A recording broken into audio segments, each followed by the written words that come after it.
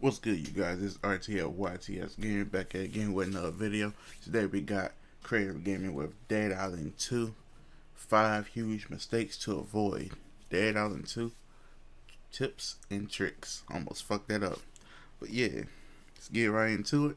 Make sure you hit that like button and subscribe if you are new. And we about to get into it. Hello you guys, I have 5 major mistakes that you are making right now in Dead Island 2 that are definitely holding you back, and mistakes that are costing you a ton of time. I'm going to show you all of those right now to save you a bunch of time in this game. I also have a big time saver tip at the end. Number 1 is fuses and secret rooms. So there are a bunch of secret rooms in Dead Island 2 all across the map. These secret rooms, in order to access them to get the legendary or rare gear, as well as a bunch of other collectibles, you're going to need fuses to access these rooms.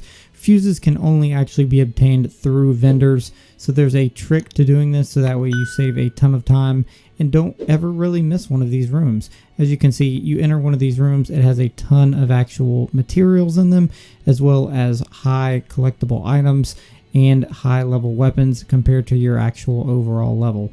Now, as you come across these in the game, you can basically enter these whenever you want. Again, you're going to need fuses. So what I recommend is every time you stop by a home base area, you're going to need to talk to a vendor and buy all of their fuses. Essentially, you can only have 2 or 3 max, but what you're going to want to do is stack up on fuses every single time you get the chance. So that way, in case you run into one of these areas, you're able to access it immediately. Number 2 is selling versus salvaging. So there's 2 different options in this game: selling your items for money, obviously, and then salvaging them for materials. Now you can see this weapon actually costs 6,250 in order to upgrade it and level match it from level 11, which it currently is, to level 12. Additionally, in order to upgrade these weapons and do all kinds of things, you're going to need a bunch of money in this game, which is why I recommend not salvaging anything early or mid-game. You get so many materials by just playing the game. You need to sell your items early on so that way you can stack up as much money as possible. And you can see here the majority of money comes from selling weapons, because weapons obviously give you the most amount of money, and the prices go up as you begin to level up and get better gear. Now there is one trick for trading that I'm going to show you, and it's going to save you a bunch of time because the UI for trading doesn't line up with your actual equipped menu, meaning once you go into the sell menu, it's just very confusing. So what you're going to want to do is go into a storage locker at any home base. Then you can go to this unclaimed property tab, and these are items that have been lost at some point that you can also sell. You're going to pick your main 8 weapons that you're currently using. You're going to drop all of those into your storage locker so that way they're completely safe in there. This takes away all of the trouble of actually having to sell items. Go to your unclaimed property tab, throw it all in your inventory. And then once you have all this extra gear in your inventory, it's all here by itself. All your gear that you currently are using is in the storage locker, so there's no way you can sell it on accident. And then you're going to go in here and just sell every single thing that you have. This is by far the least confusing way of selling items in this game. Then you can just go back to the storage locker and put all of this back in your inventory. That way you don't accidentally sell an item. Additionally, there's another good way to make money. For your gray, normal, common materials, if you have over 30 or 40 of them, you need to go ahead and sell the rest, because you can actually make a good amount of money doing this, and you never really need more than 30 or 40 at any given time. However, the green materials and rare materials, I wouldn't worry about selling, since they are more rare and harder to come across. But while you're questing, if you run out of inventory space, it's a complete waste if you don't salvage. So in that case, salvage your gear, make room, so you can come back with a full inventory and sell as much as possible.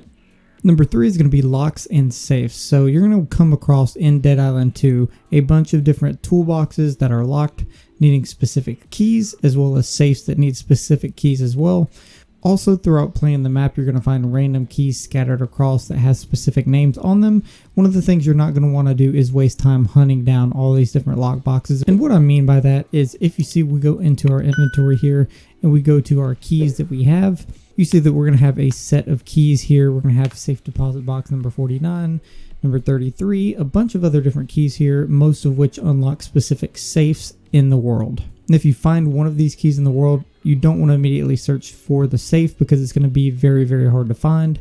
In order to save you a lot of time, and I mean literally hours, you should just collect every key you come across. Don't worry about finding the safes just yet. And then as you continue to explore the world, you will see these safe markers pop up as you discover safes.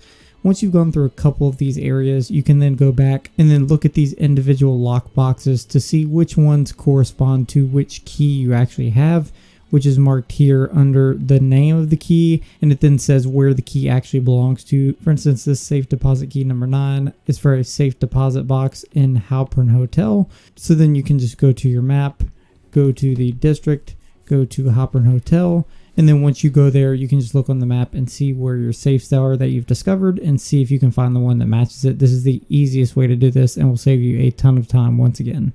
So mistake number 4 is just using any weapon literally whenever. There are a lot of different weapons in this game and a lot that correspond to certain enemies and being able to deal a lot more damage to specific enemies. Enemies in this game have weaknesses to different element types as well as damage types, and I'll show you what I mean right now. So you can see this Claymore sword. If I go into details, it is a sharp base damage profile there at the top.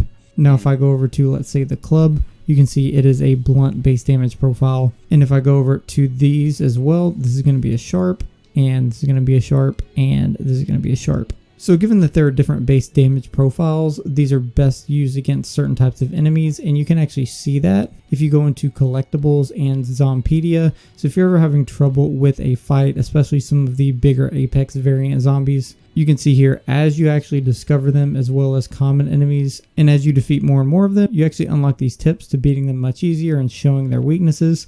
For instance, you can see the third here. Runners are weak to sharp and bleed damage, meaning if you use a sharp weapon, you're going to be doing a lot more damage against these guys.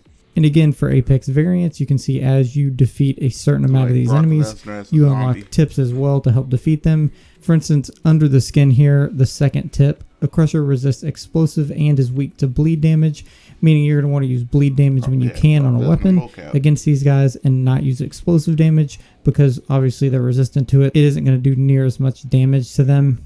This gives you a full guide on how to defeat every single enemy you have and structure the weapons that you're using, meaning you can carry a bunch of different weapon types and pull out which one you need to defeat one of these guys as they come up. This is great for bosses and will save you a ton of time in defeating especially bigger enemies with a lot more health that do a lot more damage. Mistake number 5 is XP farming. Now, I already know a ton of people are going to go ahead and do this in this game to try and get as high level as possible, and I'm here to tell you, don't do it. It's completely not needed.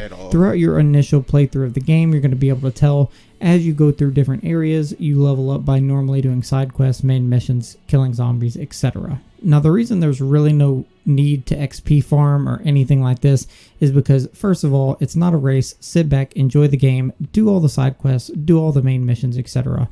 But on top of that, now even if you do level up doing some insane sort of XP farming method, a lot of these enemies all scale to the areas based on your actual level. So you're never going to be level 60 fighting level 9 zombies. That's just not how the game works. The enemies scale towards you and your current level. No need to XP farm. Sit back, enjoy the game, and do everything. And the bonus tip and mistake that a bunch of people are going to make just by not paying attention is blueprints. So obviously blueprints is a main portion of the game because it gives you actual mods that you can put in your weapons to make them insane, OP, and way better than they have been just by themselves.